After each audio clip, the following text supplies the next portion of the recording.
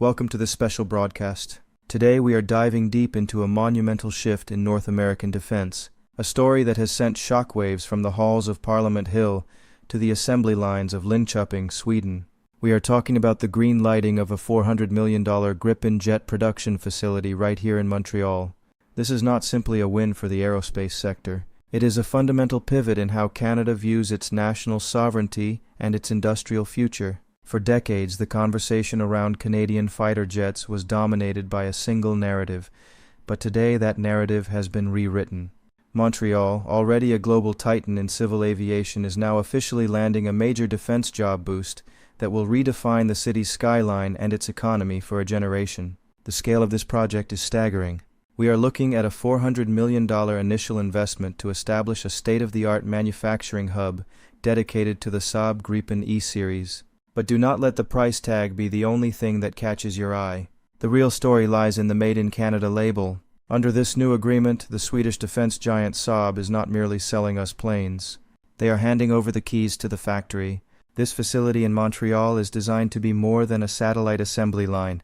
It is being positioned as a primary production hub capable of serving not just the Royal Canadian Air Force, but also international export customers.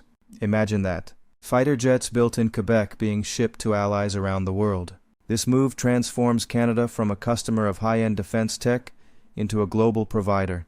Why Montreal? The answer is simple: the ecosystem. With industrial pillars already calling this city home, the talent pool is unmatched. The federal government has been vocal about the new defense industrial strategy. This strategy is all about reducing over-reliance on foreign suppliers and building sovereign capabilities. By choosing Montreal for the Gripen plant, the government is betting on the local workforce to master the complex software, hardware, and airframe integration that these 4.5 generation plus jets require. It is estimated that this initiative could eventually support upwards of 10,000 jobs across the Canadian supply chain, from specialized artificial intelligence developers to precision machinists. But let us address the elephant in the room: the existing commitments to stealth platforms. For years, the Lockheed Martin Lightning II was seen as the only game in town. Canada has already committed to that path, but the strategic landscape has shifted. The government is now exploring the mixed fleet concept, a sophisticated approach where the stealthy, sensor-heavy aircraft work in tandem with the rugged, cost-effective, and highly adaptable Gripen. The Gripen is built for the Arctic. It is designed to operate from short, icy runways and dispersed bases with minimal ground crew. In a country with the longest coastline in the world and a massive, sparsely populated northern frontier, the Gripen is not just a backup, it is a specialized tool for a specific, harsh environment. One of the most critical components of this Montreal deal is data sovereignty. In an era where data is the new oil, who owns the mission signatures of a fighter jet? Saab has sweetened the pot by proposing a sovereign data center in Montreal. This means all the classified mission data, the software updates, and the electronic warfare libraries stay within Canadian borders. Unlike other platforms where data might be funneled back to a foreign headquarters, the Gripen offers Canada full independent control. This level of autonomy is a major selling point for those concerned about national security and the ability to operate independently in a rapidly changing geopolitical world. As we look toward 2028, when the first Canadian-made Gripens are expected to roll off the line, the economic ripple effects will be felt far beyond the hangar doors. We are talking about a massive boost to local small and medium enterprises that provide everything from advanced composites to cyber-secure communications. The Montreal Aerospace Cluster has already hailed this as a step in the right direction, noting that it aligns perfectly with the goal of maximizing economic benefits for Quebec. This is about more than just defense. It is about a high-tech industrial rebirth. So, as the construction crews prepare to break ground in Montreal, we are witnessing the beginning of a new era, an era where Canada is not just a participant in the global defense market, but a leader. The $400 million Gripen plant is a bold statement of intent. It tells the world that Montreal is ready to take on the most complex engineering challenges of the 21st century. It tells our allies that we are committed to our own defense. And most importantly, it tells Canadian workers that their skills are the backbone of our national security. Stay tuned as we continue to follow this developing story. The wings of the future are being built right here in Montreal, Moving deeper into the technical and strategic heart of this development, the impact on Quebec's educational sector cannot be overstated.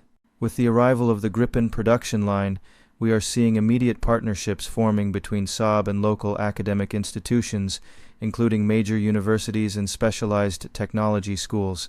This is not just about building airframes, it is about a massive transfer of intellectual property. We are talking about the digital twin technology that Saab pioneered, a system where every physical part of the jet has a living, breathing digital counterpart. Montreal's burgeoning artificial intelligence sector is now being tasked with optimizing these systems, potentially making the Montreal-built Gripen the most digitally advanced variant of the aircraft in existence. The geopolitical timing of this $400 million investment is also critical. As the North Atlantic Treaty Organization looks toward the defense of the High North, the logistics of maintaining a fleet in sub-zero temperatures become a primary concern. The Gripen was born for this. Designed by the Swedes to be maintained by conscript mechanics in forest clearings, the aircraft's ease of maintenance translates directly to a higher sortie rate for the Royal Canadian Air Force. In the event of a crisis, Canada cannot afford to have its entire air defense grounded due to complex maintenance cycles or lack of parts from overseas. By establishing a domestic plant, Canada ensures that every nut, bolt, and sensor can be sourced or serviced locally, drastically reducing the turnaround time from hangar to runway. Furthermore, the environmental footprint of this new facility is being touted as a blueprint for green defense. The Montreal plant is slated to be carbon neutral, utilizing Quebec's abundant hydroelectric power to run its assembly lines. In a world where even the military must account for its carbon emissions, the Gripen's fuel efficiency compared to heavier twin-engine fighters makes it an attractive green alternative for routine sovereignty patrols. The government is betting that this focus on sustainability will attract a new generation of engineers who want to work at the intersection of high-stakes technology and environmental responsibility. Beyond the immediate jobs, we have to look at the cluster effect. When a major defense hub like this lands, it acts as a magnet for global subcontractors. We are already seeing reports of European sensor manufacturers and specialized avionics firms scouting real estate in the greater Montreal area to be closer to the assembly line. This creates a feedback loop of innovation. The breakthroughs made in the Gripen plant regarding lightweight materials or secure mesh networking will inevitably bleed into the civil aviation sector, benefiting the next generation of commercial aircraft and further solidifying Montreal's status as one of the world's top aerospace hubs. The long-term vision presented by the Ministry of Defense involves a 20-year roadmap. This is not a one-and-done contract. The Montreal facility is being built with modularity in mind, allowing it to adapt to future upgrades, perhaps even the development of unmanned loyal wingman drones that can fly alongside the manned Gripens. As the first shovels hit the dirt, the message to the international community is clear. Canada is no longer content with off-the-shelf solutions. We are building a bespoke, sovereign defense industry that reflects our geography, our values, and our technical prowess. The Montreal Gripen plant is the cornerstone of this new Canadian century in the skies. Looking toward the broader horizon of international trade, the Montreal facility serves as a strategic bridgehead into the lucrative markets of the Americas and beyond. By establishing a primary manufacturing base on Canadian soil, Saab is effectively bypassing the traditional logistical bottlenecks of transatlantic shipping. This makes the Montreal Gripen a highly competitive option for Latin American and Indo-Pacific nations looking for a modernized air force without the heavy strings often attached to other major powers. We are talking about a diplomatic tool as much as a military one. As Canadian-built jets find their way into the hangars of allied nations, Canada's soft power grows, backed by the hard reality of precision engineering and reliable support chains. The integration of local cyber defense firms is perhaps the most quiet yet revolutionary aspect of this expansion. In the 2026 defense landscape, a fighter jet is essentially a flying supercomputer. The Montreal plant will house a dedicated cybersecurity center of excellence, where Canadian coders will develop indigenous encryption protocols. This ensures that the communication links between the Gripen, our naval frigates, and ground sensors are impenetrable to foreign interference. By baking cybersecurity by design into the airframes coming off the Montreal line, Canada is positioning itself as a leader in secure interoperable warfare. This domestic expertise will likely have massive spillover effects into the private sector, protecting our banking, energy, and telecommunications infrastructure from the same high-level threats the military faces. Furthermore, the social impact on the Quebec workforce is set to be transformative. The defense job boost is not limited to senior engineers. It includes a massive investment in vocational training and apprenticeships. New programs are being fast-tracked in local colleges to train the next generation of specialized technicians in advanced robotics and composite bonding. This creates a sustainable career ladder for thousands of young Quebecers, ensuring that the economic benefits of this $400 million investment reach deep into the community. It is a revitalization of the middle class through high-tech manufacturing, proving that the brain drain can be reversed when the projects are ambitious enough to capture the world's attention. The ripple effect also touches on the concept of total defense. With a domestic production line, the Royal Canadian Air Force gains the ability to rapidly surge production during periods of heightened global tension. Unlike a fleet dependent on a foreign factory that might be backlogged with its own national priorities, Canada can prioritize its own needs at the Montreal site. This industrial readiness is a cornerstone of modern deterrence. When potential adversaries look at Canada, they will not just see a fleet of aircraft, they will see a nation with the self-contained industrial muscle to sustain a prolonged air defense effort. This shift from just-in-time procurement to just-in-case domestic manufacturing represents a profound maturing of Canadian defense policy. As we look at the physical layout of the proposed site near Mirabel, the design incorporates a living lab environment. This area will allow for real-time testing of hardware-in-the-loop simulations, where pilots can fly virtual missions that are directly connected to the hardware being assembled on the floor. This tightens the feedback loop between the cockpit and the factory, allowing for rapid iterations and software patches that can be deployed in days rather than months. It is an agile approach to defense that mirrors the fast-paced world of Silicon Valley, but applied to the high-stakes arena of supersonic flight. The Montreal Gripen plant is not just a factory, it is a laboratory for the future of flight, ensuring that Canada remains at the absolute cutting edge for the next 50 years.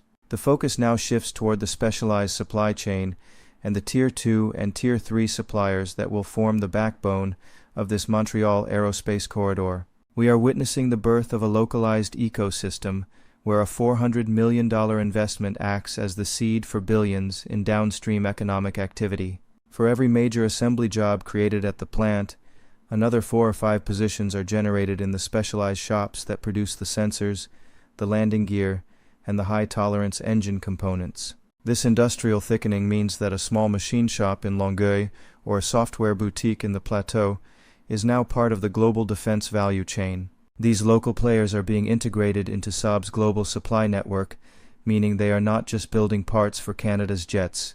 They are now eligible to supply Gripen fleets in Sweden, Brazil, and Central Europe. Additionally, the Montreal facility is being designed with an eye toward human-machine teaming. As we move deeper into the 2020s, the role of the pilot is evolving from a stick-and-rudder flyer to a mission commander.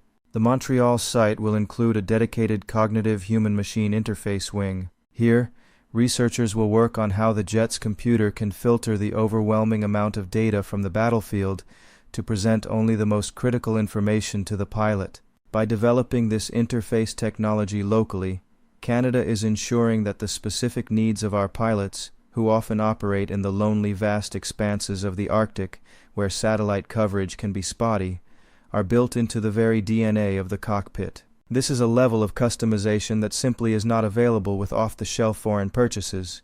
We must also consider the strategic importance of maintenance, repair, and overhaul, commonly known as MRO.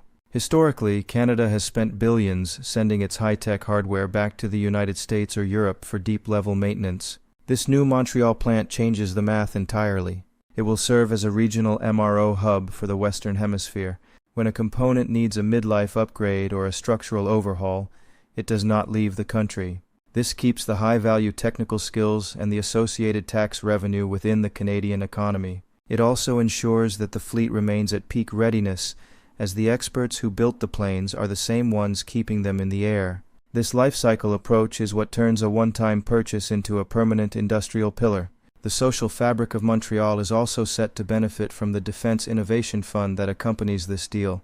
Part of the agreement includes a mandate for Saab to invest in community-based science, technology, engineering, and mathematics initiatives, specifically targeting underrepresented groups in the aerospace sector. This is about building a diverse pipeline of talent that reflects the modern face of Canada.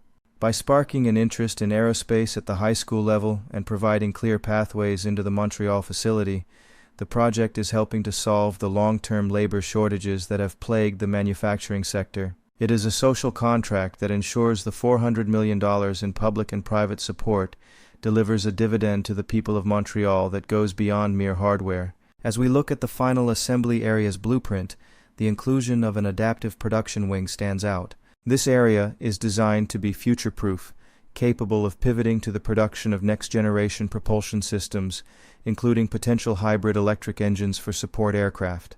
This highlights the government's realization that the defense needs of 2026 will not be the same as those of 2046. By building a flexible, high-IQ manufacturing base in Montreal, Canada is buying more than just a jet. It is buying an insurance policy against an uncertain future. The city is no longer just a spectator in the high-stakes game of global defense. It is now a primary player, holding the tools to shape the security of the North and the economic prosperity of the nation.